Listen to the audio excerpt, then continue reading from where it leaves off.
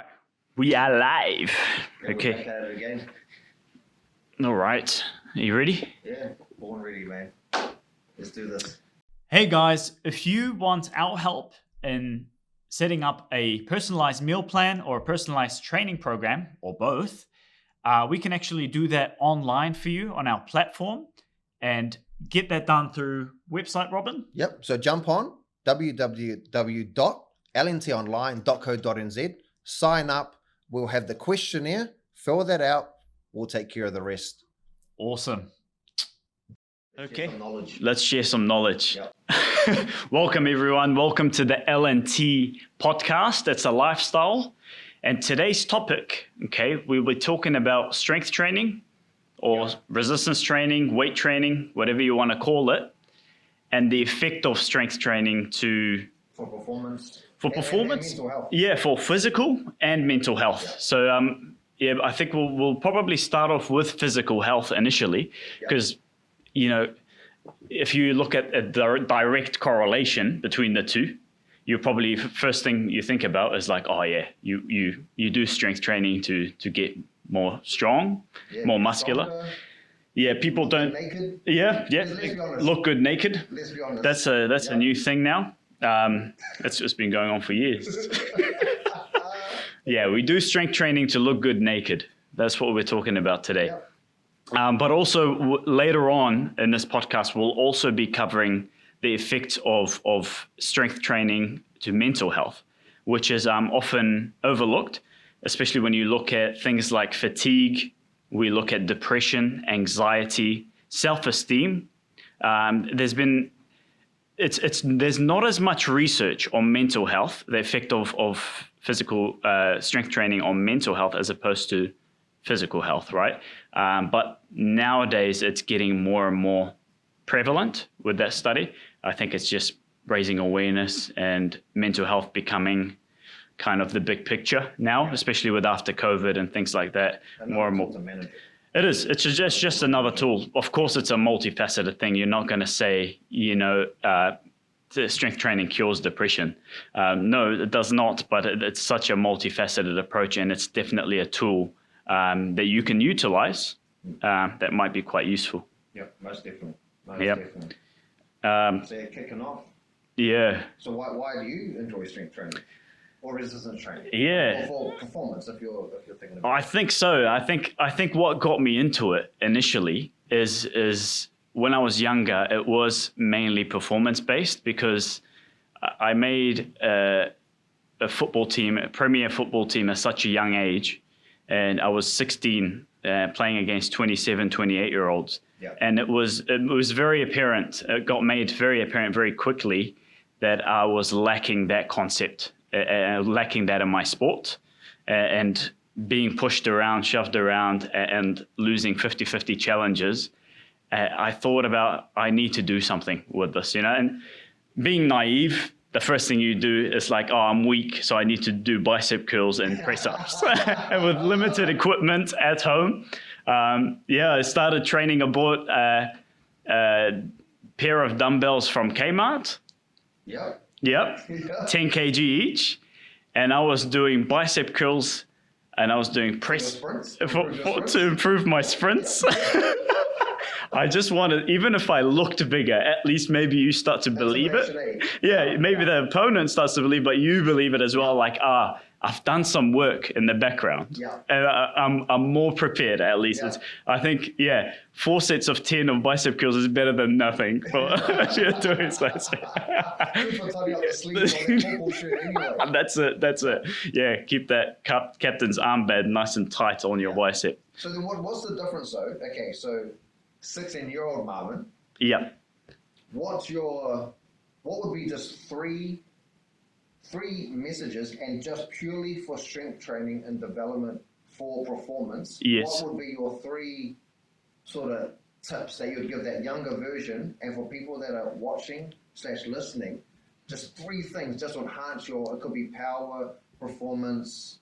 Yeah, let's just start with performance. Yeah, with performance, What would be like a top if 3? I had the knowledge I had today for a 16-year-old Marvin, I would be looking at probably 3 different things. One of them is the rule of progressive overload. Yeah. Okay, which is basically, simplify that, it basically means in order to get better over time, you need to introduce your muscles to different either loads, at different weights, increasing weights. The body and the muscles, the skeletal muscles, need to come across some more stress in order to grow. So what Okay. you're saying is like somebody couldn't just do, let's just say, back squats at 50 kgs and stick with that weight, 4 sets of 10 for 3 to 4 weeks. Yeah, They just it's not of no benefit. of no benefit. Gotcha. Of no benefit. The other thing is looking at specificity and how you can look at different variables when we look at intensity, okay, when we look at volume of training, and all those small things of how we can manipulate a training program to first make it adaptational and make it so you can constantly improve. It's not just the weight increase, which is the intensity of your workouts, but it's also the volume, how often you do it throughout the week, and how many sets and repetitions you're doing. So I think gaining a better understanding for my 16-year-old self would have been very, very useful. And the third thing, this is where it becomes a bit more complex in terms of periodization, which is basically how we structure a program in preparation for a person's specific sport. So it would be teaching myself how to make my training more specific to my goal. So the bicep curls would have been eliminated quite early on in the program. Okay. Bring it back for the summer body. Exactly.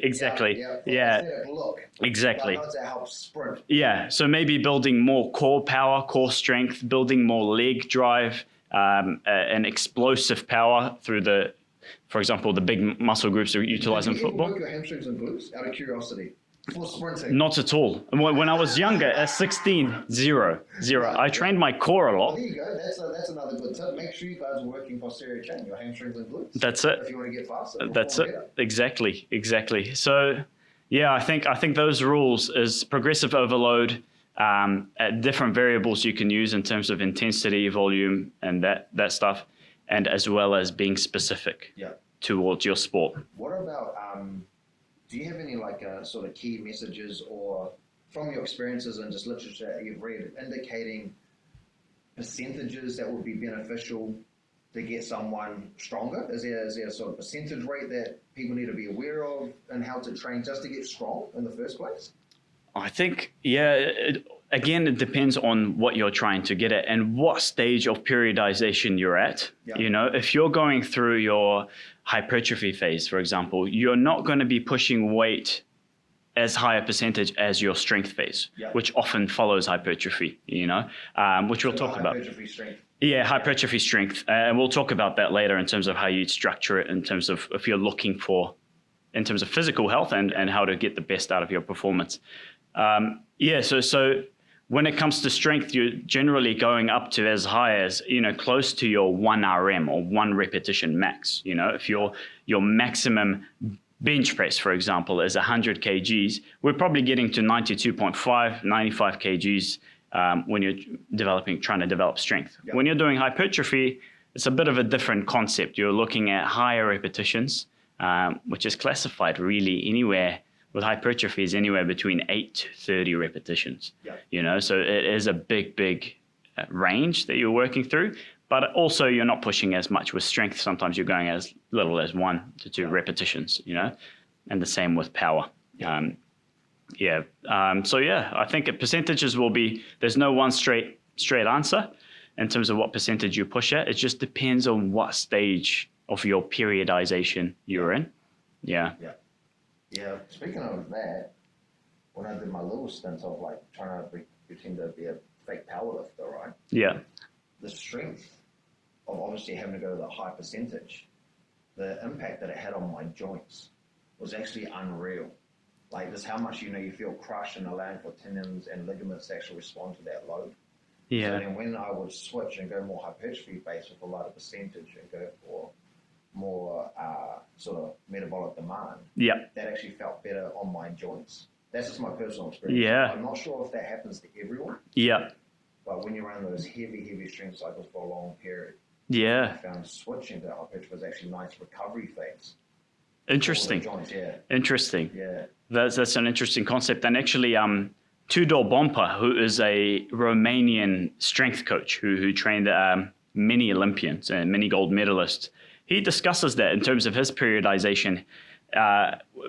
He starts off his athletes. For example, say they go through a summer period of holidays and they're back into their training, preparing for the Olympics. He always starts, no matter who the athlete is, with a period he calls AA, which is anatomical adaptation, right? And that's even before the hypertrophy, right? And what anatomical adaptations is welcoming the athlete back to movement. Okay, it's not just to do with muscles, it's to do with your joints, with your ligaments, with your tendons, the bones as well. Is welcoming different loads at very low intensities, not high, and just basically telling the body, you're here now. You know, you get ready to train. And also looked at specific stabilizers. If we look at the shoulder, we're thinking about the rotator cuff, all the underlooked exercises people don't usually do. If we're looking at the hips, it's, glute med min, the abduction exercises, as well as your groin and holding those. Core was a big thing as well. Basically introducing the body for about 2 weeks, depending on the athlete. If they're very well conditioned, 2 weeks is more than enough. And then you go into hypertrophy phase. And then from hypertrophy, you transition into strength. And usually, like he reckons with well-conditioned athletes, hypertrophy phase can be 4 weeks, sometimes even less. Some athletes even skipped it. And you jump straight into strength. Strength training is basically low repetitions, a lot more high intensity and heavier weights. And he goes through different strength phases lasting from anywhere from 8 weeks to however long it takes until leading up to power or transitioning to power training.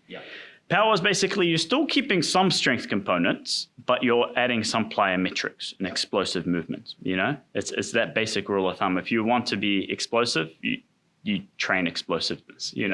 If you want to jump high, you train your tendons and things like that. Your point that you just clarified is that there's stages and there's levels for people to be able to execute actual power training. Absolutely. Because we see the injury rate is exceptionally high, where cross-sectional area of the tendon, meaning it's not thickened, there's decrease in stiffness, and people are getting injured from it. So I think that's a good take-home point, is that if you're not working with us, you're working with someone that can guide you through the steps and the progressions to ensure you're going to be safe and you can execute power training to first of all do it well, and additionally to get a result. Because you can, if you train slow, you'll be slow.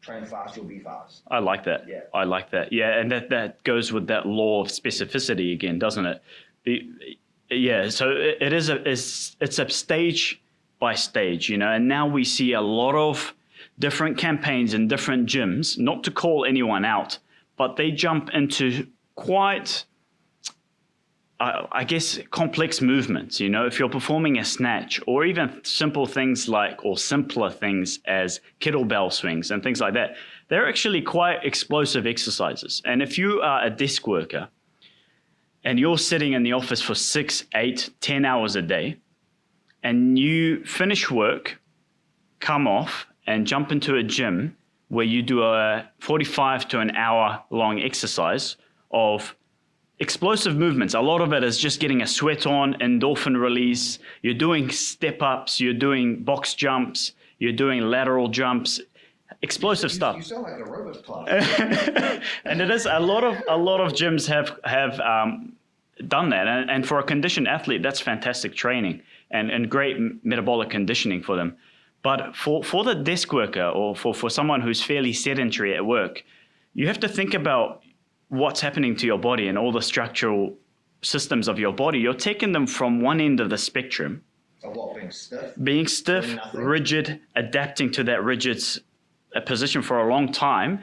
And now all of a sudden you're going to the completely opposite end, where you're expecting your tendons to elongate and shorten at extremely fast speeds, while maintaining core, while maintaining, hinging at the hips, keeping everything correct, something's got to give way. Yeah. And it's not, when it's simple to be said and for me to say that, but a lot of people actually, and you and I are physiotherapists as well, Robin, and we see this time and time again with different people coming in and explaining why this keeps happening, but it is going from one extreme to another. Your body at some point, one ligament, one tendon, one muscle is going to be like, I'm out of here, man. You're taking the piss. And in addition, they don't even have the structural integrity to maintain those loads. Yeah. So I'd like to pick your brain about resistance training, but leading into body fat. Now, the reason I want to talk about it is because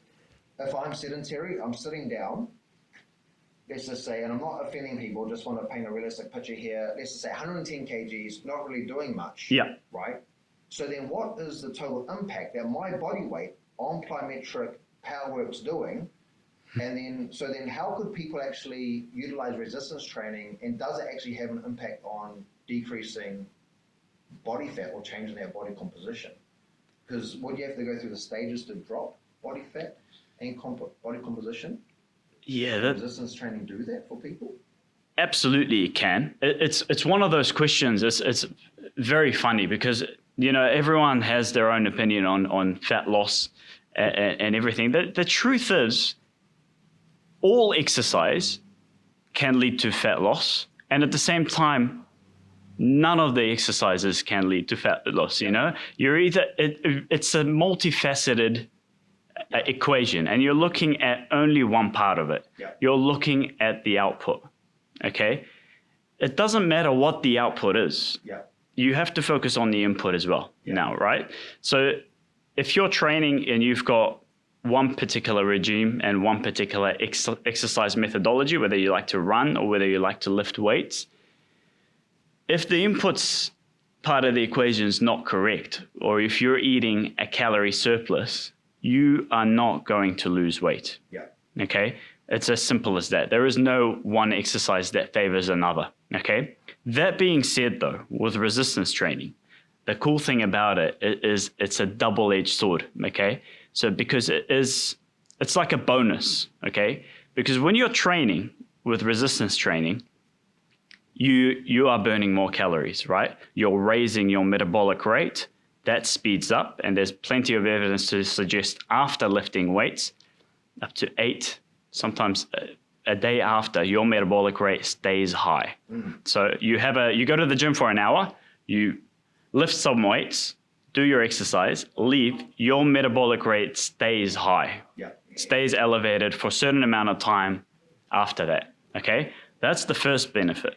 All right? I like that. Okay. I like the sound of that. All right. The bonus round is, what's happening with resistance training, you have to understand. You're toning or you're gaining muscle mass, okay? You're putting muscle on. You're putting lean body mass on, all right? That lean body mass requires calories to function and to maintain and to sustain, okay?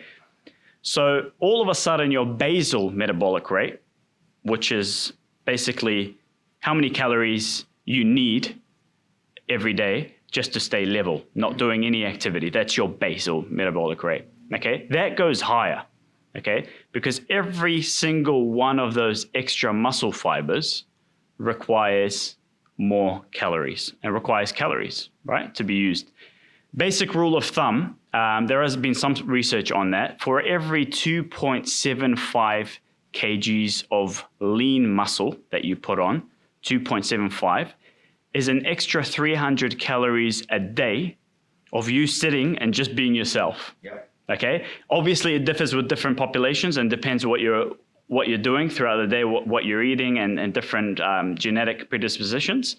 But generally, and it's something to think about, right? So not only are you burning calories during the training session, but because you're putting on more lean body mass, and that lean body mass requires calories, you burn more calories, your basal metabolic rate goes up, and that's a double thing. You've got 2 Marvins. Yep.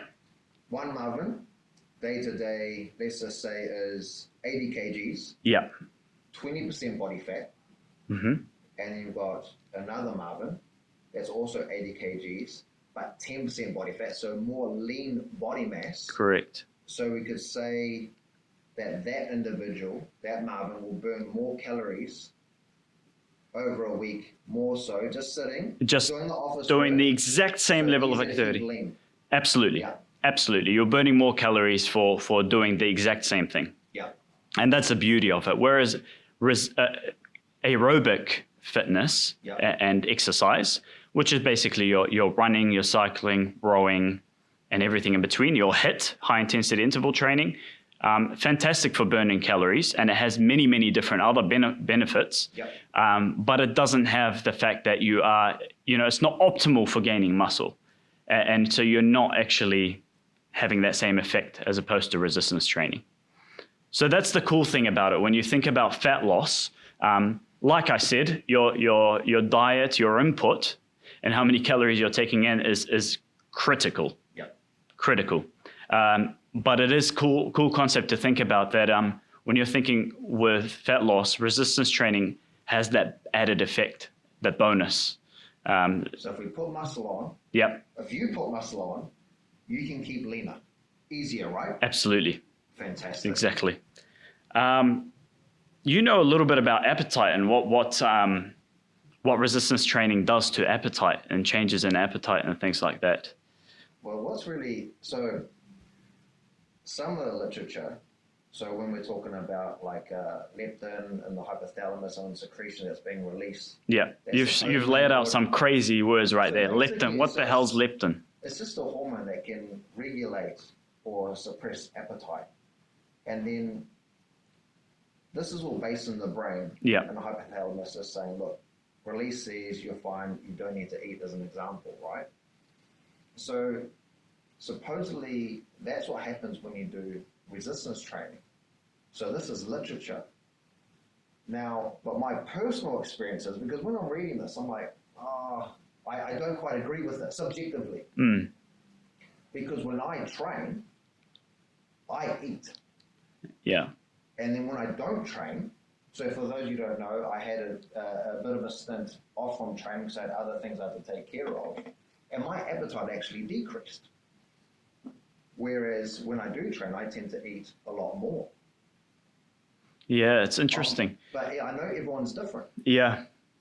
Yeah, it might be because of a series of chemical reactions that are occurring. I think it could be because you are secreting leptin, but at the same time, that new muscle that you've put on, is going to require ATP, right? Or it's going to require energy.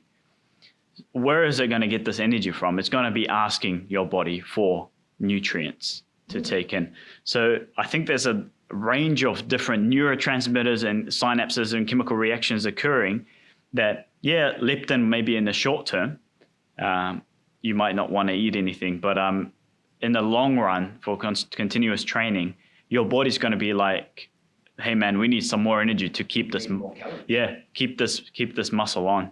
Yeah. Or we need more energy for protein synthesis to go underway and to actually those chemical changes to be reacting. Yeah. So protein synthesis can take charge. Can take form. Yeah.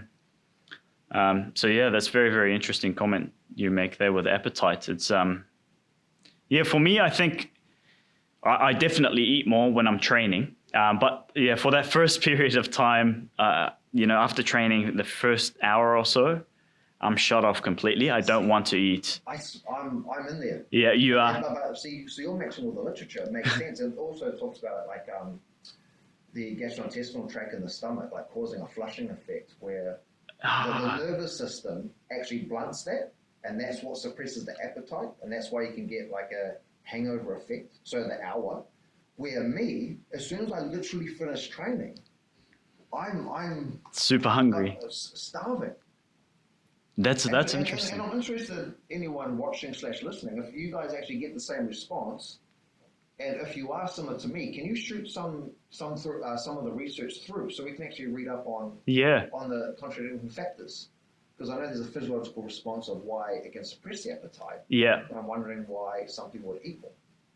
It is interesting. It is interesting. It's the same when I'm thinking about when I'm playing football as well.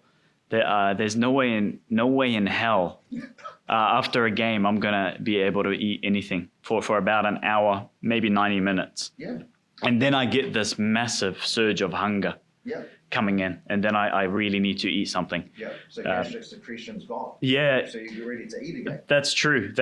And it might be something to do with what's taking charge, whether it's the sympathetic nervous system and the parasympathetic nervous system, right? Where, for those of you who don't know, the sympathetic nervous system is basically the fight or flight response, right? So when you're doing sports, when you're lifting weights, when you're active, your sympathetic nervous system takes charge, right? Your blood vessels dilate, your heart starts pumping faster, your pupils dilate, all that sort of stuff happens. You start sweating. The parasympathetic is the opposite, okay? And this is when the digestive system starts coming into play. It's that when the rest and digest, right? And so maybe after I work out, my sympathetic nervous system is still elevated and taking over, and it takes a little bit of time to slowly start coming down, and then the parasympathetic starts activating, and then maybe that's when I get that surge of hunger. Yep. So maybe to do with that transition between the two systems. You're not stretching enough after training. I think that's it. And breathing as well. I need to control my breathing after. I've been keeping an eye on that. Maybe we can talk about that another time. Well, you know who needs to stretch more? This is for the elderly population. Oh, yeah. You need to stretch more. You decrease your flexibility as you age. Yeah. That can lead to bone loss, and it can lead to muscle loss. Absolutely. Interesting you say that, because I read a research an article not too long ago. It's for complete 15 years ago. 15 years ago. We're starting it now. It was done on.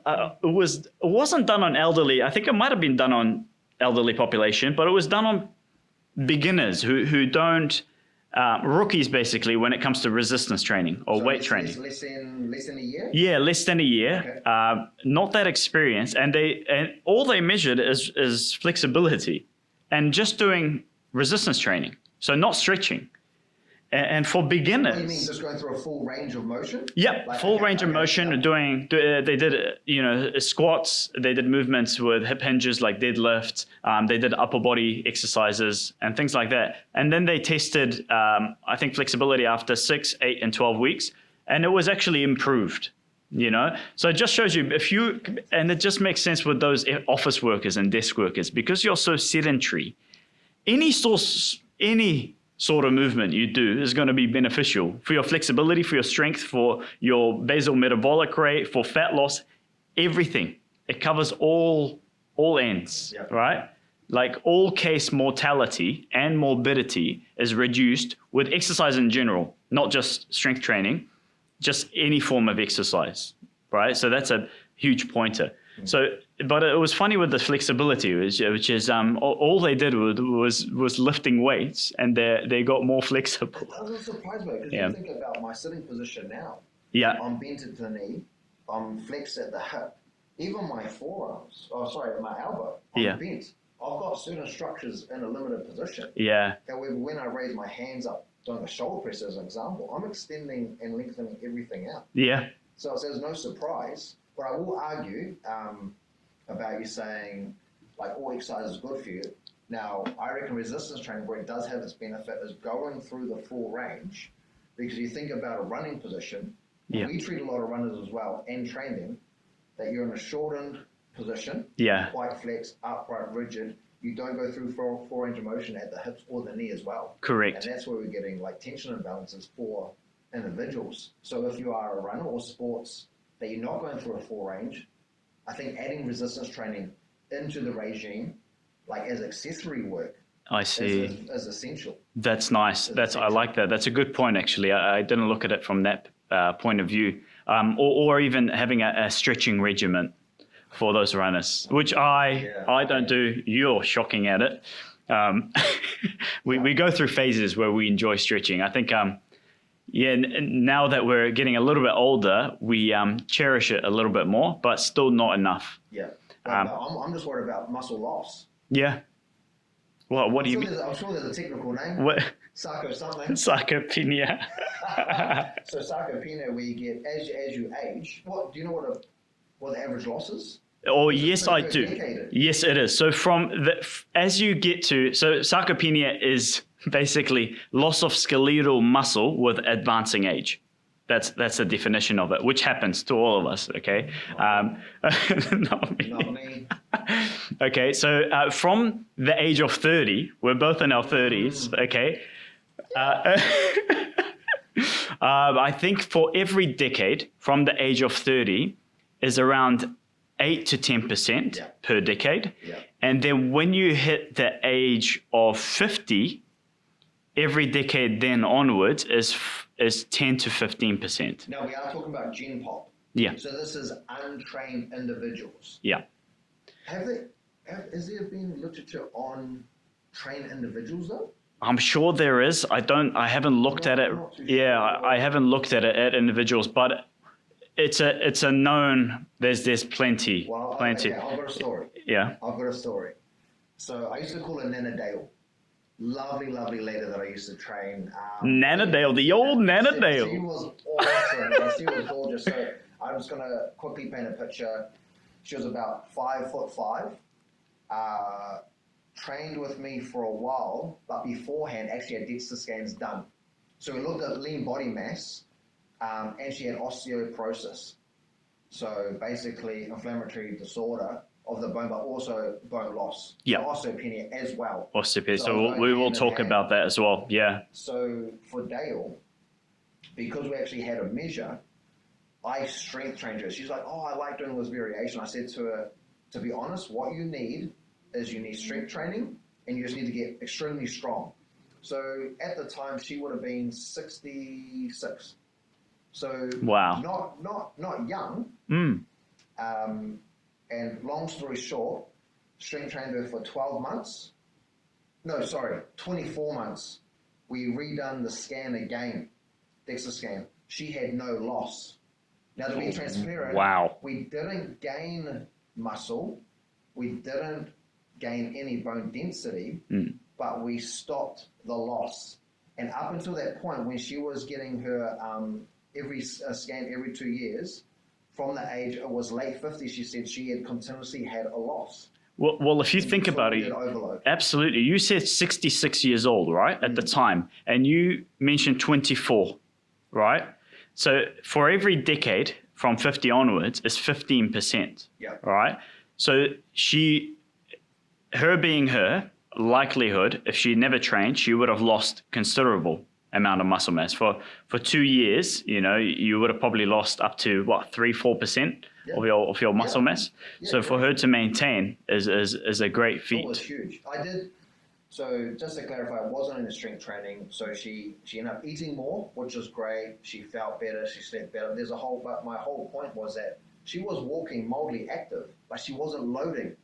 And that was the big difference. And I would load. We're talking like getting up to 85 to 90%. So I fluctuate between 50, the lower ends, and changing every 2 week cycles. But I just thought, man, that was awesome for me to see the data and for somebody to have such a positive outcome for her. And she was just so happy. It's so much awesome. vitality. Yeah. It's awesome when you see the data and research unraveling right before your eyes with a particular client or a case. Right? I think that's the most rewarding thing.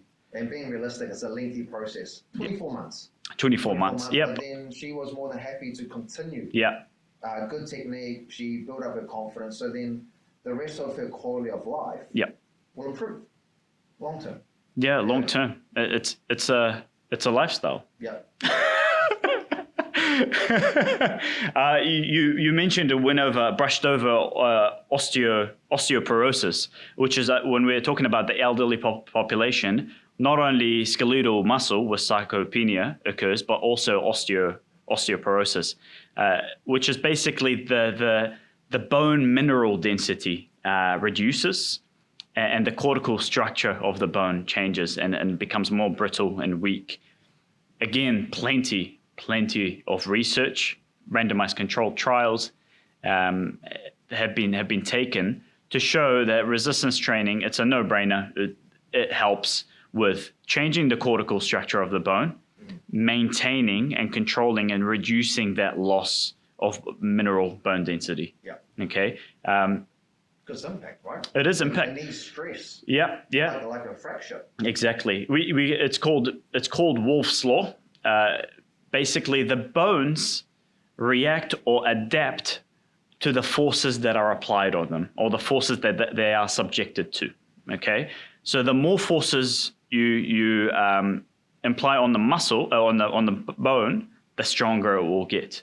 Okay, so this is why it's so useful when doing resistance training, because you're increasing the load on the bone, you're changing the cortical structure so that the bone can accept loads from different angles, different forces from different sides, and that bone will actually undergo reactions to change and remodule to be stronger and healthier. Yeah. And we've seen that with studies that measure osteoporosis. There's been studies a lot where they're done on falls risks. Yep. And falls and whether people get fractures and things like that. And strength training is a phenomenal drug. Yep. When it comes to reducing the effects of bone mineral density loss and also improving it. I think it's very important that the older we get, it's essential to do more resistance training when we age. Yeah. Because even, as you were saying, talking about falls, like when you're having a fall, yeah. the likelihood of not having a break. Yeah. But also just prevention of a fall from resistance training. Because there's been a direct correlation between high falls victims and actually strength correlation. So then basically increasing your strength, you're getting double whammy, right? It's awesome. Increasing the bony minerals being laid down, but they're not even falling in the first place. That's it. You're stopping it right from the cause, right? And and if you think about independence, functional capacity, being able to do the things you enjoy for longer throughout. Out of a chair. Yeah, it's simple things like that, and we've dealt with it in the clinic. It sounds funny, but it's you don't use it, you lose it. It's as simple as that. It really is, and your quality of life. There's been many questionnaires, many studies and surveys been done, qualitative research showing that quality of life is improved drastically, especially in the elderly population. Most of these studies have been in the elderly population, and some populations with certain disabilities as well. So it's such a bonus, such an added bonus, and to add or incorporate as part of your program. And if it's, what do you think? I was going to ask you this actually, in terms of, for people who the gym is not their forte. Like, sorry, deal breaker. I'm not going to the gym. I don't like, whatever it may be. It could be, everyone's different, right? People don't like crowded areas. People might not like mirrors and the whole body image talk. Or anything. They just don't like the smell of gyms. Yeah.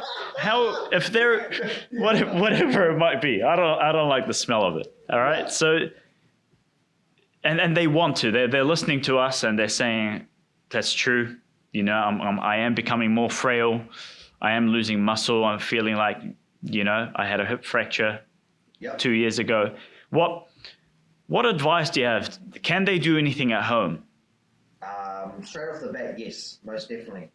And example, even my own mum that had total hip joint replacement didn't have any fitness equipment at home. And back then, bands weren't popular. Bands existed, but bands weren't popular. So just something as simple as getting in and out of the chair, 3 sets of 15 was simple enough. And then doing variations of press-ups, even hands elevated onto a kitchen, like 2 kitchen chairs, and just doing simple press-ups or on knees, bodyweight exercises, isometric holds. Like, it doesn't actually have to be dynamic movement. Yeah, and isometric holds is? So when basically you're just holding a position, let's just say I am coming out of the chair and I have my body just elevated and I hold it there for like 10, 15 seconds. Even that has been shown to have increases in strength, and that's because of basically messages from the brain going down to the muscles saying, let's activate. And then you get hypertrophic response as well, which is meaning that muscles get larger. So there is a lot that can be done at home. And even us, we design home programs for people. Yeah. So what I would suggest though is that it's still important to get somebody that's qualified in your local area if possible to take you through a structured program at home, but a lot can be done. Absolutely. The whole body can be worked out. And you can have zero equipment, but once again, as Marvin's already spoken about, is that the progressional load is still going to be important, but if you are looking at volume, you can hold longer, do the more sets and reps if you need, so there are a way to progress. But yeah, we've got versatility now. We've got bands. Bands are amazing. Go to Warehouse, go to Kmart. One big looped band, I'm not sure of the actual dimensions in terms of length, but that can do the whole body. Yeah. A banded exercise, you can do everything. Legs, joints. Yeah, and it's so easy to store as well, and so many exercises. I think the biggest one, if you have zero equipment, and I'm talking from experience from lockdowns, because you really had to think outside the box in terms of what you wanted to do. But for not just the elderly population, but it's about, like you mentioned, it's progressive overload and the rule of that. But once you get to a certain degree, if you're a well-trained athlete and quite conditioned, and you're used to high loads and resistance training in the gym, and you go into a period where you haven't got access to a gym, you really have to be quite creative. And there is a limiting response right there, okay? Likelihood is you're not going to gain much muscle throughout that, okay? You can maintain a great deal of it. And even for trained athletes, there are some exercises that can be quite beneficial, like things like doing, well, what I did is pistol to a really low box or a pistol squat, which is basically a single leg squat with the opposite leg directly in front of you, and you're sinking down quite low. Controlling that down about 4 seconds down and pushing back up on a single leg and doing 4 sets of 15 on that, it burns. It is very, very effective, and it's actually it's harder. It is, and it's quite a bit of load. A lot of people don't they say, oh, there's no weight, so you can't really add much weight. But it's your whole body weight on a single leg into quite a bit of depth is really, really quite decent, The other thing is for chest, when you don't have a bench press or anything like that, doing different variations where what I did, I came up with the archer press up where one hand's completely wide and that hand's basically just supporting, and you're pushing pretty much up to 70% of your body weight with that opposite hand. You can go into full single hand press ups. Things like that were really, really beneficial to keep what you have at least, maybe not make many gains. The hardest one without the band is the back, training the back. Yeah. That's quite difficult unless you've got a pull-up bar. If you don't have bands, it's quite hard because it's a pull exercise, it's a pull motion, and you can't pull off the floor. You need something to pull onto, and so that was the biggest difficulty. So having access to bands is phenomenal. So you're hold a towel, play tug of war. Yeah, play tug of war. Yeah, that's a good one actually. I missed that. Yeah, but bands, you introduce rows and a bunch of other exercises where you can incorporate the back. Yeah. That's interesting. But you want to keep moving, right? So like for your overall health, you're talking about resistance training, decreased mortality, regulating blood pressure. I know that's a common problem. Absolutely. Blood pressure reducing, it's been shown to reduce blood pressure, resistance training, as well as insulin sensitivity, increasing insulin sensitivity, which is good. The opposite of being insulin, what's the word I'm looking for? Resistant. Yeah, insulin resistant. But yeah, it's got many benefits. Lowering cholesterol or lipids, the amount of lipids in your body. So it is a really multifaceted, and it's because of all those different things that it's actually reducing all-case mortality and all-case morbidity. Well, the chemical process that occurred during strength training, just to push weight. Absolutely. It's just unreal. And it's not fully understood, no. I think. I think components are. Yeah. We'll talk about mental health a little bit later, but they still don't understand. So a lot of research is showing it's beneficial, but they don't know why exactly, what's happening, what reactions. And there's a lot of theories, but nothing completely conclusive. But they say because you're reducing hypertension or lowering blood Your heart health is getting better, Yeah. reducing blood cholesterol, your basal metabolic rate's reduced, all those different things. You're activating different neurotransmitters and all that's occurring, and there's some back-end effect that's affecting the whole picture, Yeah. and even mental health when you look into it. About, is it a threshold? So, like everything, you always have a lower threshold example. So let's say it's come to stress of the body. Yeah, So the threshold will be quite low. yeah, And we're doing resistance training and pushing our bodies. I'm just wondering if we get a stress mechanism threshold that starts to elevate. And therefore the body can cope with day-to-day activities, making it easier, which therefore promotes better mortality outcomes. I think there's a lot of sense in what you just said. It's a bit like physical health, isn't it? You introduce a stressor, you adapt, and the body adapts to that stress. And in order to get better, you need to introduce just a little bit of more stress. Like And you bigger adapt. muscles, more stress. More stress. Stronger bones, more stress. More stress, and you just get better. That's the idea, is better, getting better and better and better.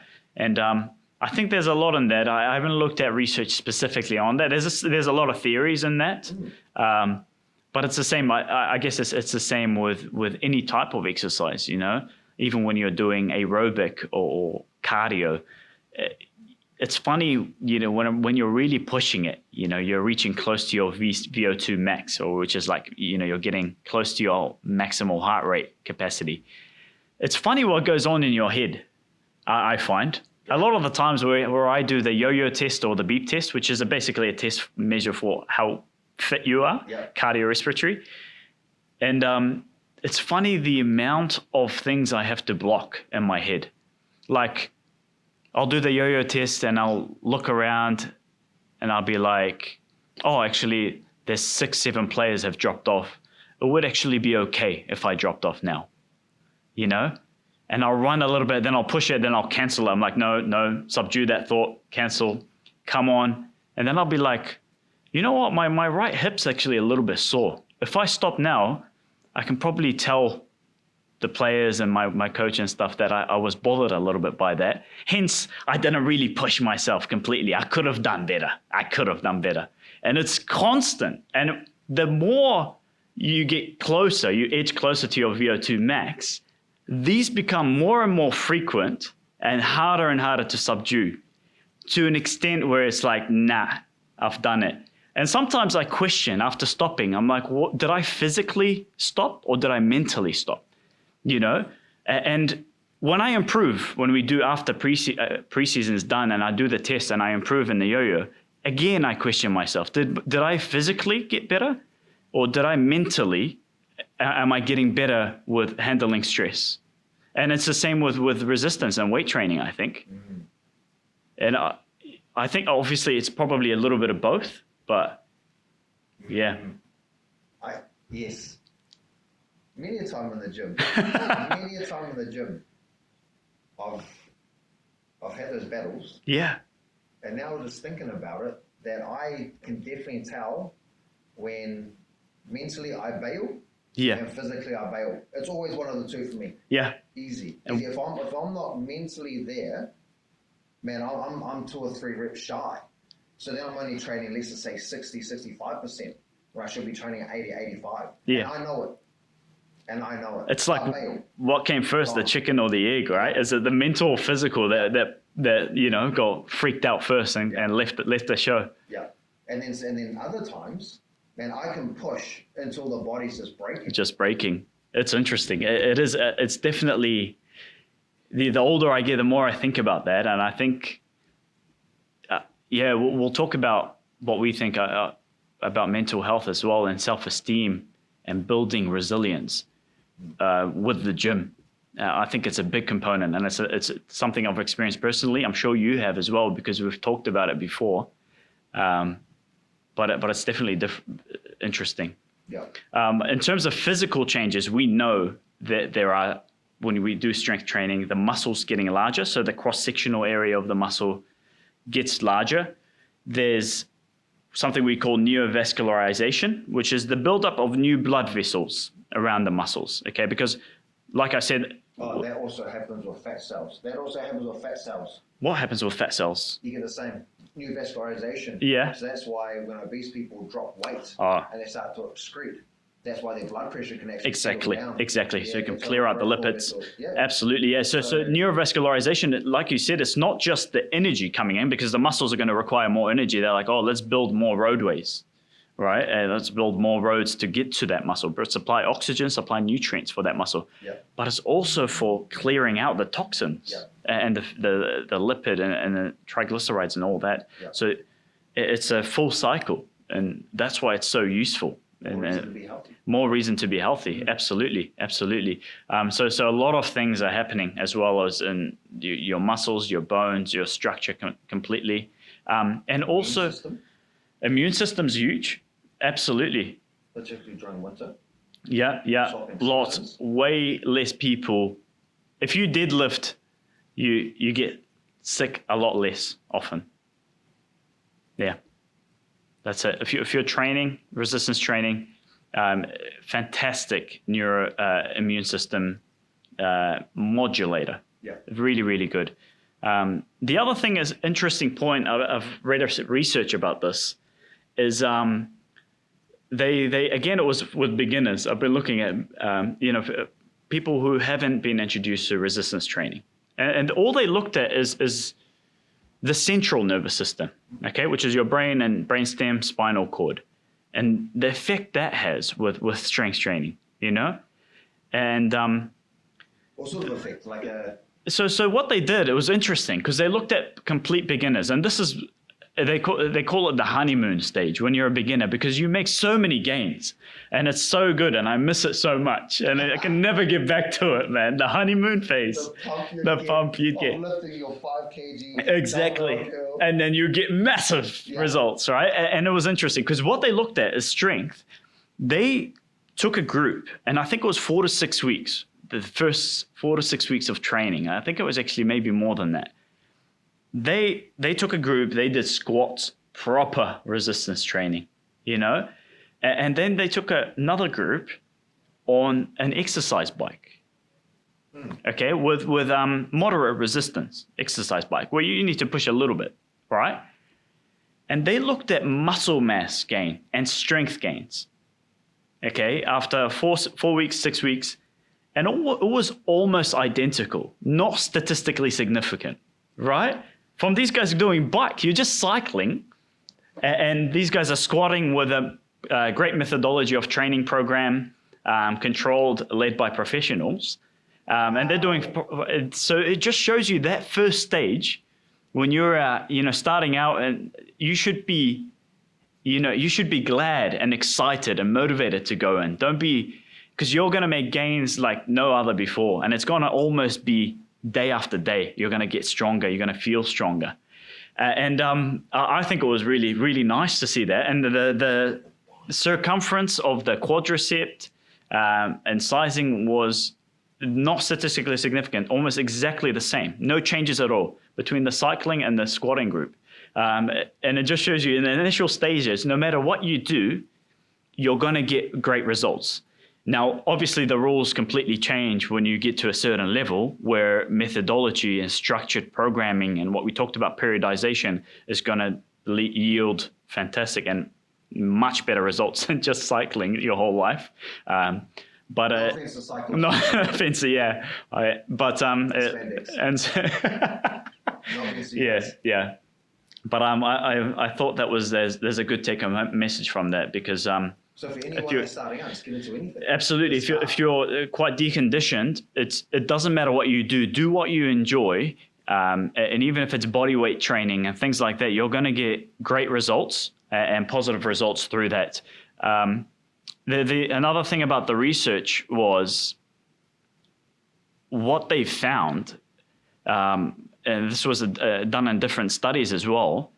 For the first 2 to 4 weeks, even with bench press, squats, deadlifts, they did DEXA scans and things. And even if there was no increase in lean body mass, no increase in muscle, these participants got stronger. which was very, very, very interesting to see. Okay. And they talked about motor recruitment. Okay. And we talked about this. Someone in the gym came and saw you earlier, I think 2 days ago. And they said, how have you been? Robin's been away doing assignments in a way, you've been doing work towards your masters. So you haven't really you've been vacant from the gym. Let's be honest. You've been slacking. Okay. All right. And the person came and saw Robin and they're like, how the hell have you been off the gym for so long? And you've come back for the last 2-3 weeks and you look quite good. Your shoulders are popping, muscles, you're quite vascular, building good muscle. And it reminded me of that research of motor recruitment, is the fact that because Robin's been training since he was 1.5 years old, he started building those passageways. The motor recruitment is basically the relationship between your brain, spinal cord, and into the muscles, right? Because you're training, every time you train, you open up, you clear out the construction sites, you open up the highway from your brain to those specific muscles, okay? It's like riding a bike. You stop riding a bike for 6 years, you come in, you're a little bit rusty, but you still know things come together, neuromuscular control. You've got that brain muscle connection and it comes back to you a lot quicker than a complete beginner coming on, where those motorways have got cones all over. They look like a bit like New Zealand, Auckland motorways, where it's closed every third day. So that's an interesting study as well on its own, because if you've fallen out, out of shape and you haven't hit the gym for a while, don't think about you've got an unsurmountable task, the same task that you had at the beginning of your journey of training. You will make gains a lot quicker, and you'll get into the routine and your muscles and body will start moving a lot quicker than that initial phase, because you've cleared out. The highways have been set. The roads are there. You just need to take them. Yeah. That's They motor. ran an 8-week trial on that for people that were well trained. So well trained, I'm talking they were 2.5 years gym trained. Took a period off of over a year and then retrained again. Over a year And then retrained again in an 8-week block. And then they were able to return back to 70% of their strength pretty fast. So it's pretty quick. It's amazing. It's pretty quick, yeah. So it's another motivating factor, I guess, if you are huge. That's cool. That's really, really cool to see. Yeah, no, it's really, really cool. Yeah. So I think we let's move on to the mental health side. Yeah, we can. I know you and I, we've spoken private about our own journey and how training in general and sports has definitely helped keep the mind clear. And I think that'll be a cool starting point. I think so. Even ourselves. Yeah, I think just our experiences of what we've been through. And I think we touched upon it just before about mental strength in general. And I think there has to be some correlation. It's that whole biopsychosocial model, right?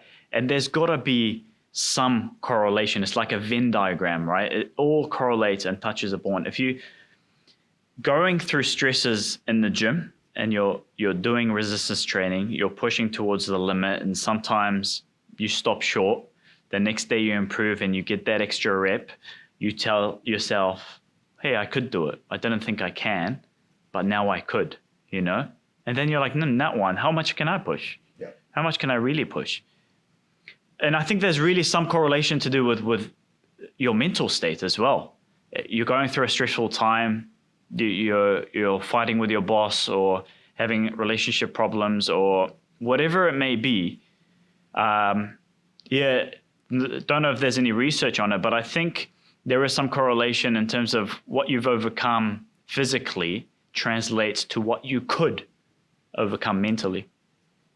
And I think historically, if you've overcome, like let's just say what you're just suggesting now about the gym side, about demonstrating to yourself that you can accomplish, that you can achieve, and then I think that becomes an intrinsic motivator / potentially like a mental healer as well, because then that starts to change your approach, your physiology.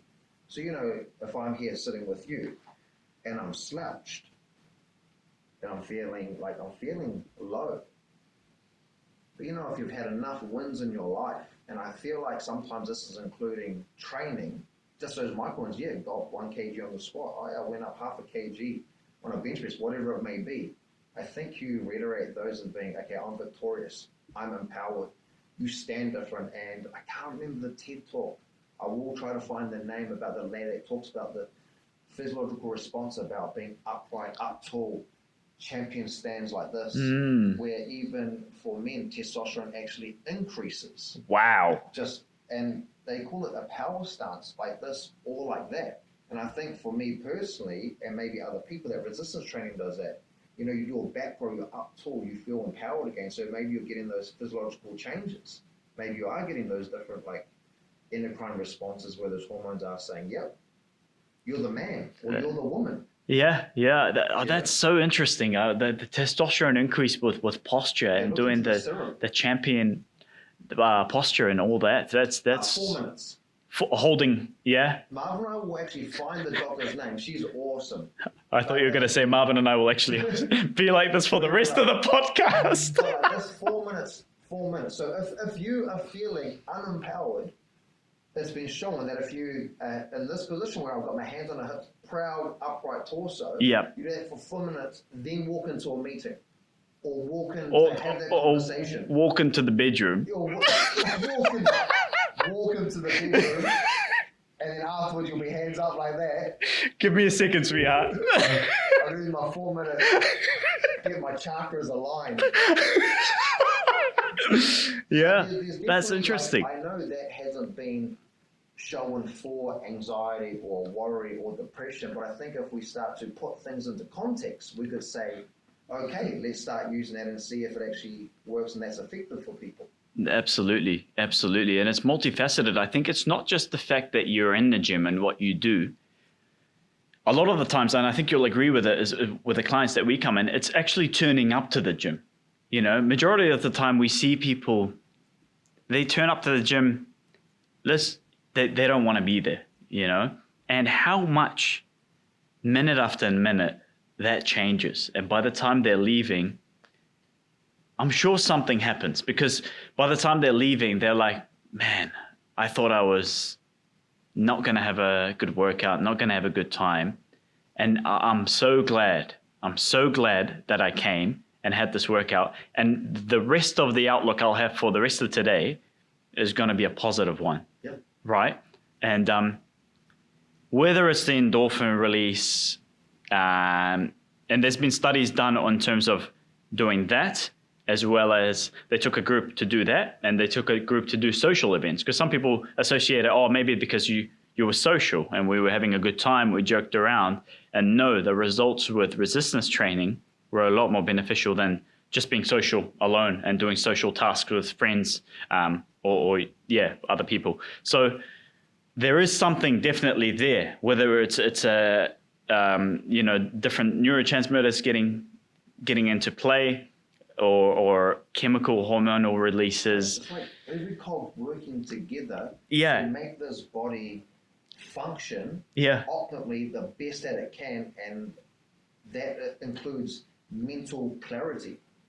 I agree. There's so much going on there. Even what we talked about, neurovascularization, that might even play a part that's not fully understood. It's just taking out the toxins, because it's not just toxins from the muscles. It's from the brain as well, because you're pumping, your heart rate's going up, you're flushing out your system, your endocrine system's getting cleansed. So it's hard to pin it down on one thing. And I think it'll be silly to be reductionist and pin it down on another thing. It's such a holistic kind of thought that we have to think about. Yeah. That's my go-to. Every time I'm feeling stressed, anxious about something, man, I can go and train and clear it. Yeah. And I still don't know why, for me, but I think it's just the accomplishment. I like the fact that you've accomplished something for yourself that will not hurt anyone. I like and that. It's just for you. I like that. Resistance training is just for you. You're in that moment. Yeah. And it won't damage anyone else. And you can be fully selfish. That's and build beautiful. yourself up. Yeah. That's why I think resistance training works for mental health. Yeah, I agree. I agree. And a lot of the time when I go to the gym, it's because I've done it for such a long time now, it's almost, I don't go to, my first thought is not a physical one. It's almost therapeutic. You know, I want to be there. I'm in the zone. I'm lifting metal against gravity, if you think about it. Yeah. You know, you're moving, you know, things are happening in your body and you're in the zone. Yeah. And you're not hurting anyone. It's just I think it's more of I think more than 50% of the time, I think about it as a therapeutic event as opposed to a coping strategy. I think so. Unless if when I'm during the season and football and sports where I'm thinking more performance based, but now I think when I think back on it, it is that. Yeah. Just it's clearing. Like getting a mini rush. It is. It's a little drug, isn't it? Yeah. Like the norepinephrine, like it's you get that little burst of like oomph, like yes. Yeah. Let's tackle the day. That's it. Yeah. I think so. I think that there's a lot to be said about that.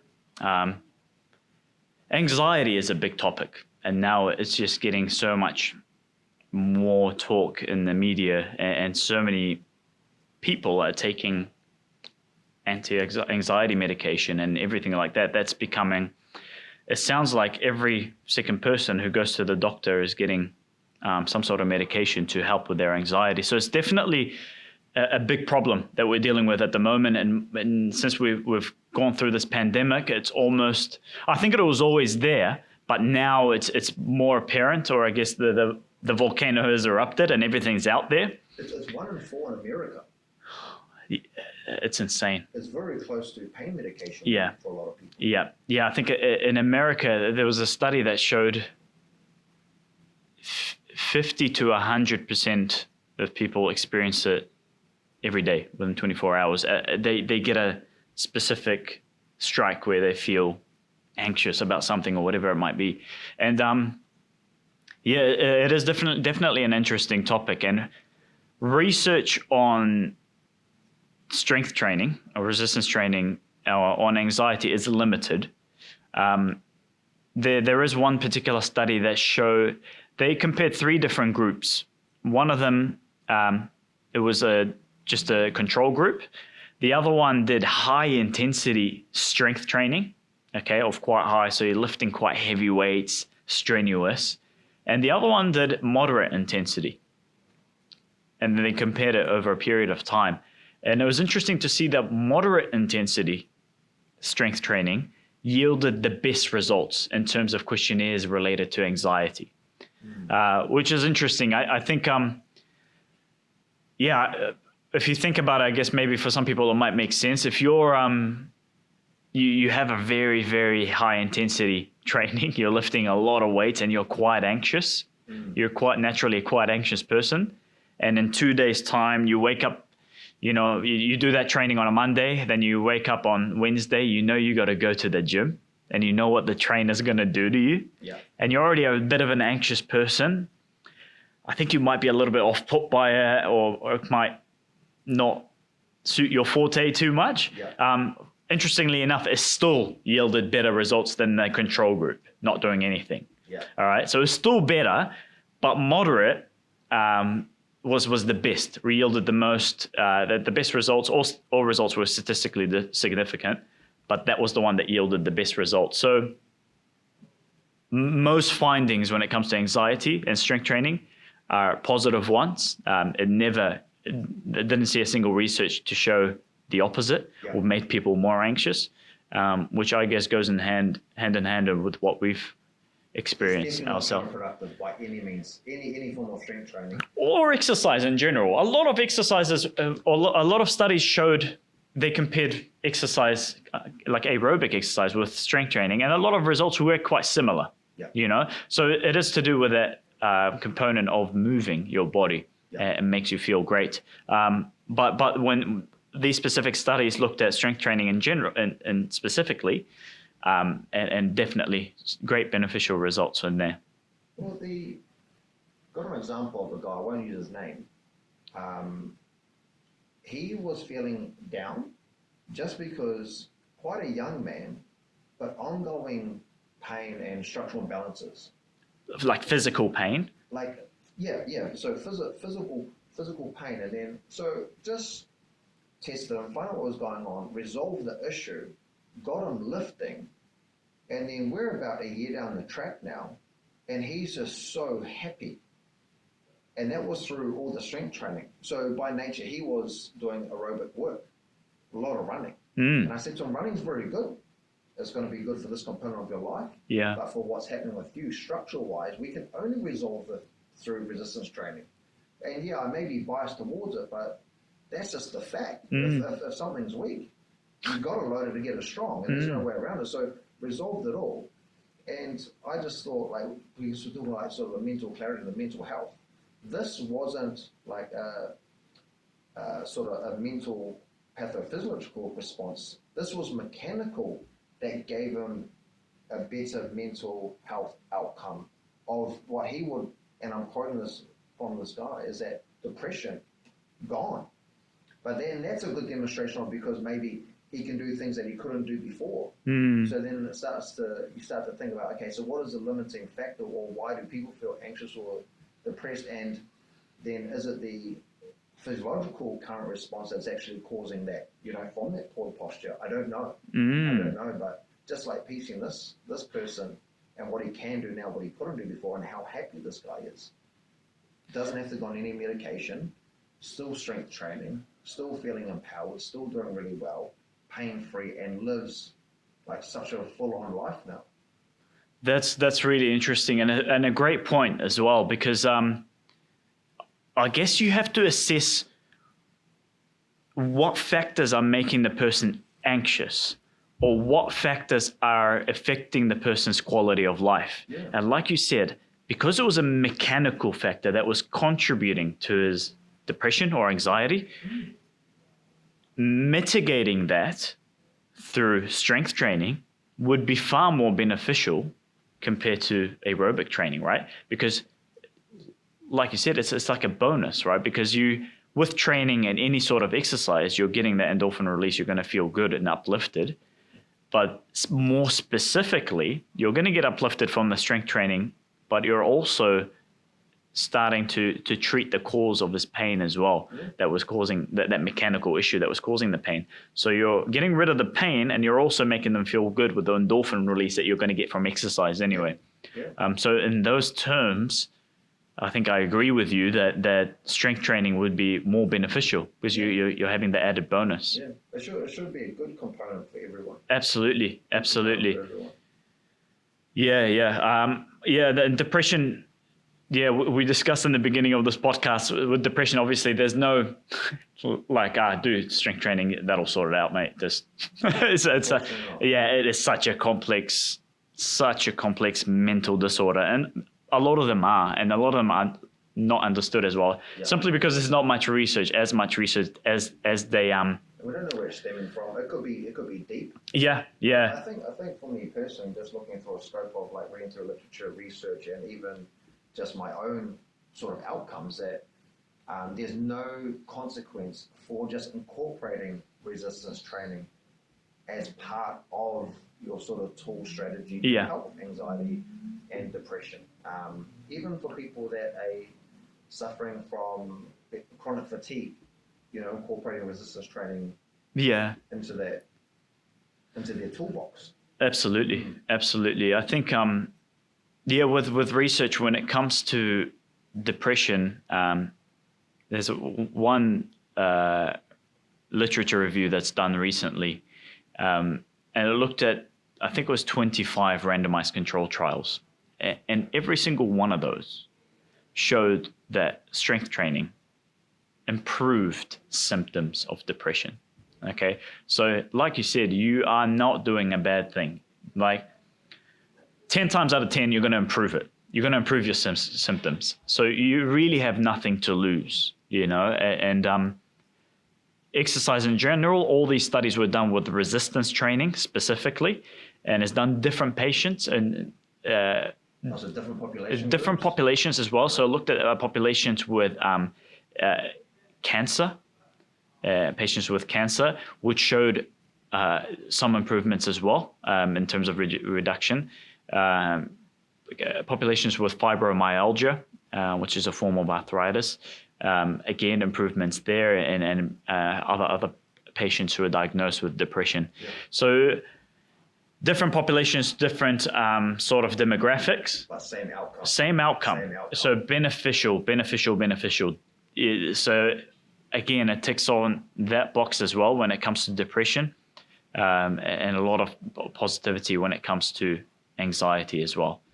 Another, I guess, bunch of research has been done on chronic pain, but I thought we'd discuss, because of our physiotherapy background and us seeing a lot of, several chronic pain clients throughout our time, and what strength training does to that. And I think you mentioned that your depression, or your patient who was suffering from depression, and that the mechanical pain that they were having, and I guess focusing on that and fixing that helped reduce the symptoms of depression for them. And I think with chronic pain, many things come along. It's because you've had this pain for such a long time, whether it's and most of the studies have been done on lower back pain, which is huge, and we deal with it so much. Osteoarthritis is another thing. And these are things that really start affecting quality of life, right? Fibromyalgia is another thing. Those three different populations where I guess most of the research is done on the three different populations. You're really starting to affect things, right? And you're stopping from doing things you enjoy. The whole philosophy of strength training is like, no, you get strong, you get independent, you get more functional, you can do the things you enjoy. And you prove it to yourself while you're doing it. So there's got to be positive outcomes on the psyche. I like that. Yeah. As you're going along, right? Yeah. Yeah. That's amazing. Yeah. So not just physically with things like lower back pain stuff, it has been shown to change the cortical structure of your brain, where you're starting to experience the chronic pain, and changing that, and as well as peripheral structures, and causing lower back pain in terms of whether you're training your core or trying to stabilize that. But I guess it empowers you as well. And you're like, oh no, hang on, I'm in control. And strength training gives you that, doesn't it? Yep. It gives you a tool, the tool that you've been looking for to gain control, or at least stand up to the battle of osteoarthritis, of lower back pain, of chronic pain in general.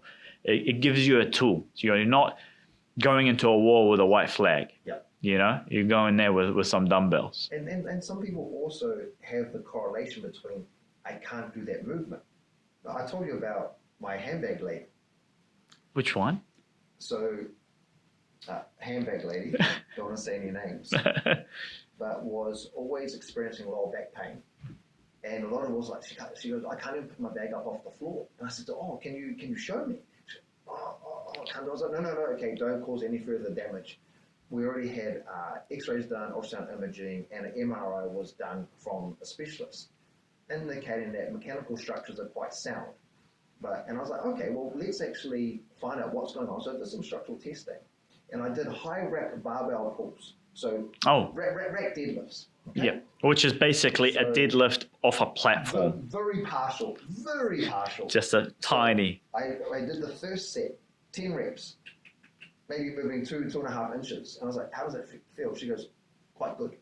This was a 20 kg bar. I'm not sure what a handbag is. I'm not sure if it's 800 grams or more. I'm not too sure, but I'm pretty sure it's not 20 kgs. And I was like, great. And I said, so all I'm going to do is just move the pins down, and you just put the bar up again. Did it? Okay, anyway, after 6 sets, I had her lifting from mid-shin, standing up for 5 reps. And then I said to her, did you notice you just picked a 20 kg bar up pretty much off the floor. She's like, huh. And I'm like, can you pick the handbag up? Straight away. Amazing. How cool, but we were able to break that psychology and that sort of kinophobia, like the fear avoidance to a particular pattern via resistance training. Changed everything. Yeah. It's basically building new passageways in your brain to have a different perspective. You've had this perspective for such a long time of, no, I can't do it. No, this hurts. So changing that belief system. So she had that belief system. Absolutely. And then resistance training. Just having that, using it as a tool. Not saying that that's what fixed it, but just saying I use it as a tool. And it worked really, really well. Yeah. Very interesting. And there's been a lot of studies done on animals in terms of learned behavior and things like that. And I read one recently about elephants, where they put shackles when they're quite young, the elephants, so they don't escape, right? And these elephants, with the shackles, when they're young, they fight and try to break the shackles and push and force, and then they never break. They fail, right? And these elephants get larger and larger till they're full-sized adults with the same tiny shackles, with a tiny little chain linked to the wall, which they can snap off in an instant with minimal effort. But what? They never do it. They never do it because they've tried when they were younger so many times and failed that in their head, mentally, they know that's a lost cause and they will never attempt it again. And there's a lot to take from that. And there's been other studies done on monkeys and saying of similar kind of idea. But it's amazing. I think it says a lot about chronic pain, because maybe in the initial phases you've tried different things, and a lot of people time we see, we've seen every quack under the sun about this. Nothing worked. I've tried it. Done. All of a sudden you've shut all doors mentally towards this. You know this is not going to work, and you shut it off and you never attempt it again, right? And that's the mentality I feel. I'm sure there's a lot of complexities to come with it, but with chronic pain, I guess it's giving up. You've given up. It's not going to work, and that's it, and you shut off hope. And that's the beauty of resistance training, is it gives you that tool to be like, hey, let's stand up. Take something back. Yeah, take something back. I think it's brilliant to talk about that. And that. So huge benefits of resistance training or weight training, lifting weights in the gym for chronic pain. And we've seen it time and time again with anecdotal data, and there's plenty of research to support it as well. I've even said it with which is quite cool. Even people that want to get into training, come in with that sort of stooped, rounded position. You train them, and what happens with their self-esteem? So they can come in, won't say hi to anyone. You get them training for 8 to 12 weeks, because keep in mind, people, strength will take time. So be a bit patient with your training, and it should be forever, should be a lifestyle. But man, I've seen that time and time again, the empowerment and the self-esteem increases in people, where sometimes I've got to say to people, man, just shut up or calm down, because they're just so pumped when they get in, the vibe of the gym. And I think resistance training is beautiful for increasing people's empowerment. That's what I put it down to, empowerment. I think that's you've nailed it right on the head there. And like you said, it does take time, which is a lot of people opt out and turn towards medication because you get that instant, I guess, relief. That's by the way, changing or stress eat, and because it changes your biochemistry quite rapidly, but not for long. You have to take it more, and later on you'll need to take more and more and more progressively. Yeah. So in a way, strength training is a drug on itself, except all the side effects are positive. It really is. Doing it like a drug. You have to keep on doing it like a drug. So it's exactly the same. Yeah, and I went as far as looking up and try to see the negative side effects of strength training, and it's actually quite almost impossible to find any literature to suggest that other than training inappropriately or just doing something very silly. Yeah. So it is, when it comes to mental health, it's such a great, amazing tool that you can do for yourself. Yeah. And start small and go big, and you might get hooked on them. It becomes a lifestyle. Yeah. Um, well, that's the hook. I think that's the addiction, is you just feel awesome. And to feel awesome, you don't need, like, for guys, big pecs, or for ladies, like, muscular backs or big booty. That's nothing to do with that. Like, you accomplishing your own goals in micro increments that's the improvement. That's the self-esteem builder. That's I deserve this. I made it happen. Yeah. That's empowerment. Yeah. Yeah. It's just getting that green tick to just get it done. And that's enough dopamine release for me. Damn straight. Yeah. Because you did it. Yeah. And nobody does it for you. Like, if I deadlift 100 kgs, or let's just say first time hitting those PBs, I made that happen. Like, I made the sacrifices. I put in the time. I earned it. And I earned it. That's the cool thing. It gives you control. You've got control. Yeah. It's just the same with running. Like, if you hit PBs or whatever it may be. But I think that's the physical nature, and that's the physical outcome. Yeah. And the mental outcome. I like that. I like that a lot. Yeah. It gives you control. Almost, it gives you control over your emotions. Yeah. It's you did it, and now you reap the results and the rewards of it. And you earned yourself time to sleep. That's it. Yeah. Does resistance training even help you sleep? That's a good. Does it? Absolutely. There's actually quite a bit of research in terms of sleep and fatigue as well. We'll talk about sleep first, since you brought it up. But there's been several studies to show how resistance sleep actually improves sleep. Resistance training improves sleep. Multiple studies showing that poor sleepers improve their sleep from, I think it was like 66% down, from bad sleep, from 66% drop down to 26%. So a big drop off. And I think it was looked at 10 different studies to do with sleep and resistance training.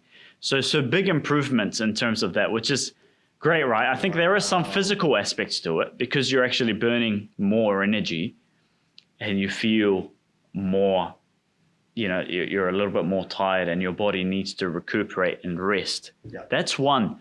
The other thing is more of a mental thing, and we've talked about it so much, is that you feel accomplished, you feel empowered. Stress levels get lower, and we've seen the research, what it does to anxiety. That drops down. Most of the time, when we talk about to people why they can't sleep, and they discuss it, I feel really tired and I'm ready to go. Yeah, and I go down and thoughts start coming. Oh no, I need to do this. I didn't do that. Did I do this? Did I offend that person today? Did I do this? All this negative thoughts, whether it was in the past or whether it's in the upcoming days. And if we're seeing positive effects of resistance training towards that, it's obviously going to implement itself in sleep as well. Yeah. Okay. And it does show that with different tests looking into that. So even when they looked at, I think, cardiorespiratory as opposed to resistance training showed actually some better results in terms of sleep as opposed to cardio, which was interesting. It wasn't fully understood why, but it was shown to be the case.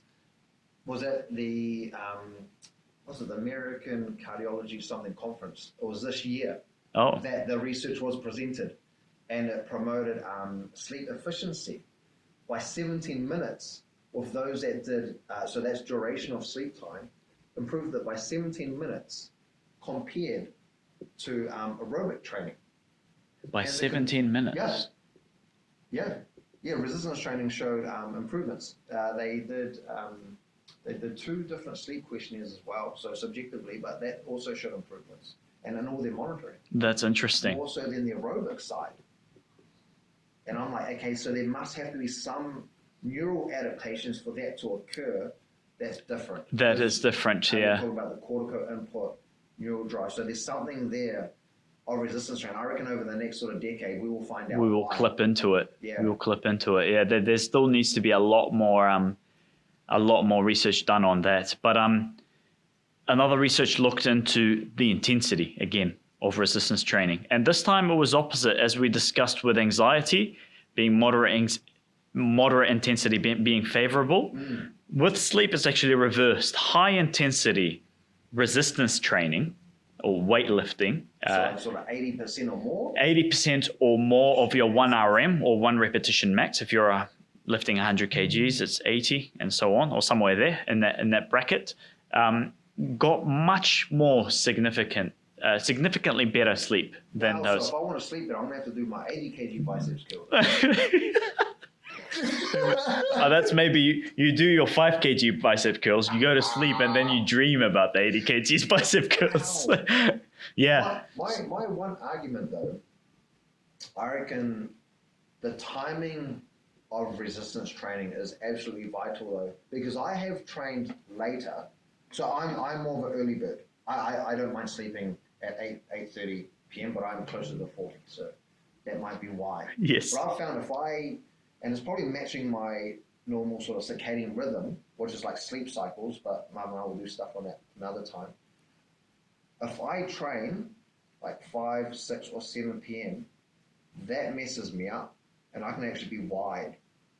And I reckon that's because I have a very long sympathetic nervous system.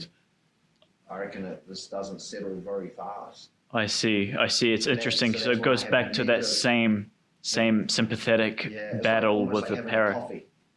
Wow. Yeah. So I can't have, if I were to have a coffee in the day, it has to be like 12 p.m. or earlier. That's the same with the strength training if I leave it too late.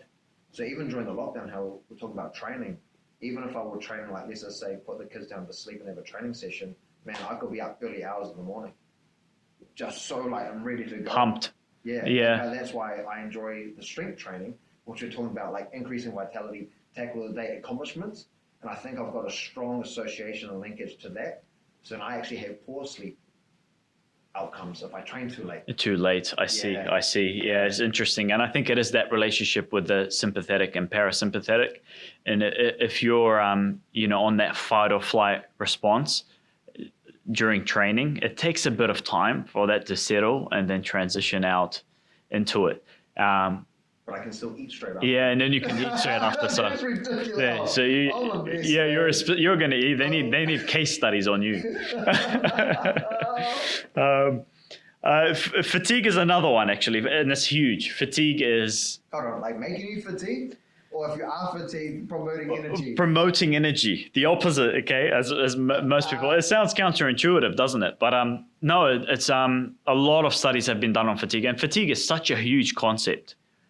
It's you talk to anyone and you do some surveys and you're like, do you feel fatigued throughout the week? Majority of people nowadays, they say, yeah, I'm depleted. I'm feeling tired. I'm feeling zapped. My energy's gone.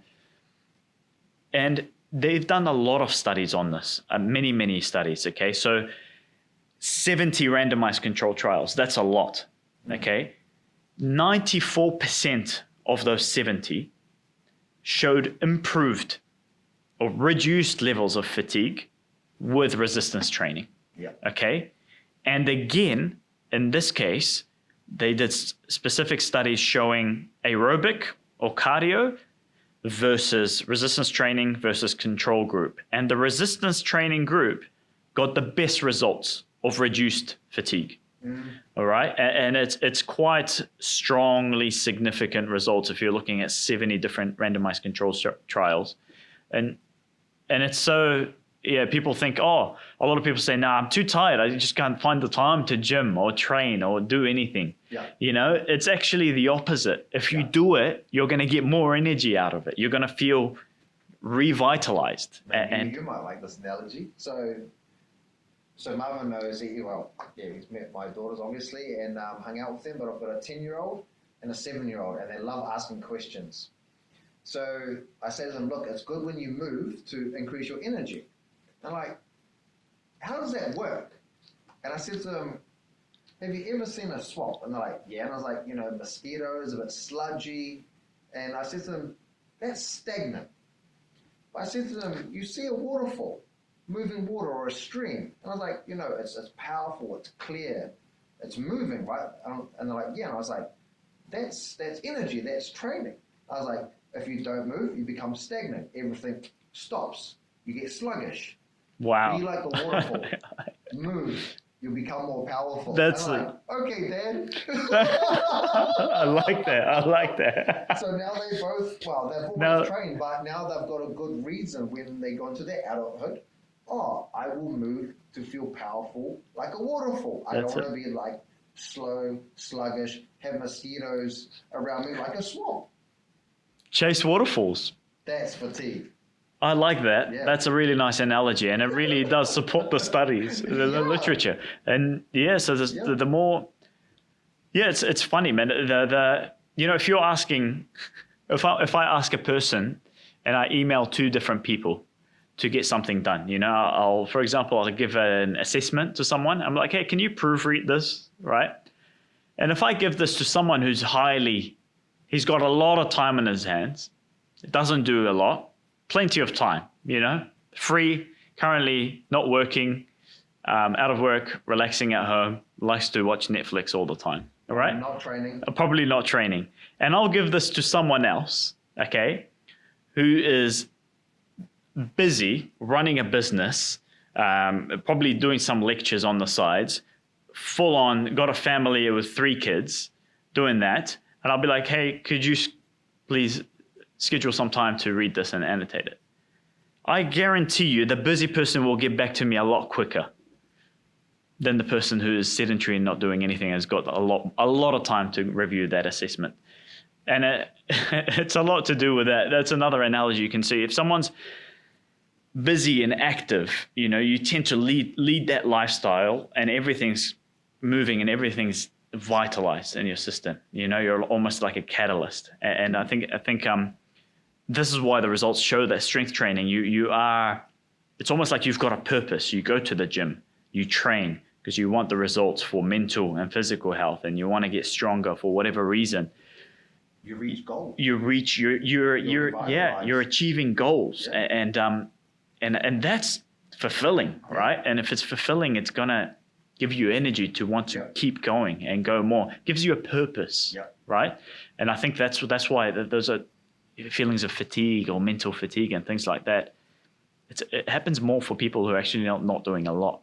I've never actually thought about this, but I don't recall training anybody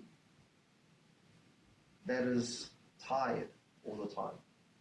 Yeah. Like, they can be tired. Don't get me wrong, they can be tired, but I mean actual fatigue. They're always upbeat. They get up, do their job, or run their business, whatever they're doing. They just accomplish all the time. That's true. And they're training, 3-4 times a week. Yeah. And if you do see people who come in and they're tired all the time, they'll tend to come to the gym for a month and then have that motivational period where they want to train and then fall out of it for quite a long time before they come back in. So, but the people who are consistent, you're right. They're a lot more, they tend to be more driven, happier, more energetic, more vitality about them. I agree with that. There's it's the same with me, I guess, with the clients I work with. But they're the same people that have enhanced cognitive function, like better memory, as an example. Yeah, that's another thing. If you're looking cognitive function, and there have been studies, and the majority of studies have been done on memory. There's a few other studies looking at executive functions. This is what happens when you miss the gym for the past 8 weeks. Sorry, what? talking to a green goldfish here. But yeah, the most of the studies have been shown on memory, and it with both aerobic and resistance training, it shows great improvements in memory. Both results.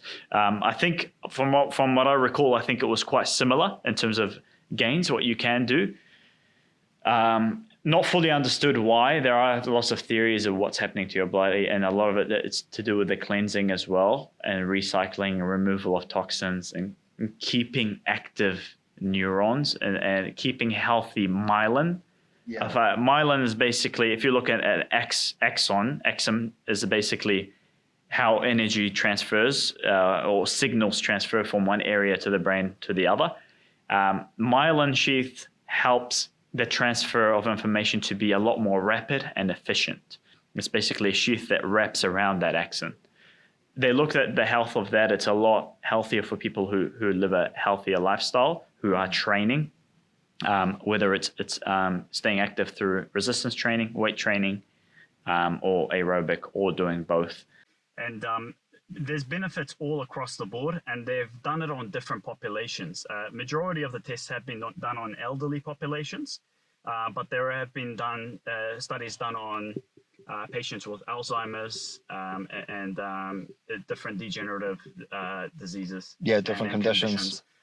So there are positive effects of resistance or strength training to do with memory, improved cognitive function, especially with memory. Yeah. Well, there's been a lot of good articles where I know there's been a lot that's been comparative data, right, between just strength training, having a control group that does no training at all, and then the aerobic capacity. And at a conference, it was actually earlier in the States, they actually discussed about how strength training directly has an impact on the hippocampus, which is a region in the brain that actually lights up. So we're starting to lay down new foundations in that section of the brain. Yeah. And I reckon we're going to find a lot more literature around that as well, and the enhancement in memory, and also just in terms of memory, but also long-term recall. So taking the basically new information that we can get now but process it into long-term storage. Yeah. That's been shown to have a positive effect from strength training in particular, more so than the cardio side. Absolutely. Now, there is always going to be neural degeneration, I guess, with age. And the idea with exercise in general, also we're talking about strength exercises and sort of strength training. It basically doesn't necessarily improve for the elderly population, but it slows down that degenerative stage. So it keeps you sharper for a longer amount of time. And if we're thinking about lifespan and quality of life beyond, the ages once you're getting older, to keep that sharpness about you, it definitely has huge benefits in that field. Yeah, keep the old person out of the young body. That's it. That's it. Yeah, you just pump some iron, lift some weights. It doesn't have to be a crazy amount. I think we've talked about so many different benefits that you can achieve both physically and mentally. That it's almost a no-brainer if you're exercising, and even if strength training is not your thing, and you don't enjoy gymming in particular, going to the gym, incorporating a little bit of resistance training as part of your regimen, and let's just say maybe 3 times a week, 45 minutes each session, 3 times a week, you're going to get quite a lot of benefits from it, okay, both physically and mentally, with everything we've covered in this podcast today.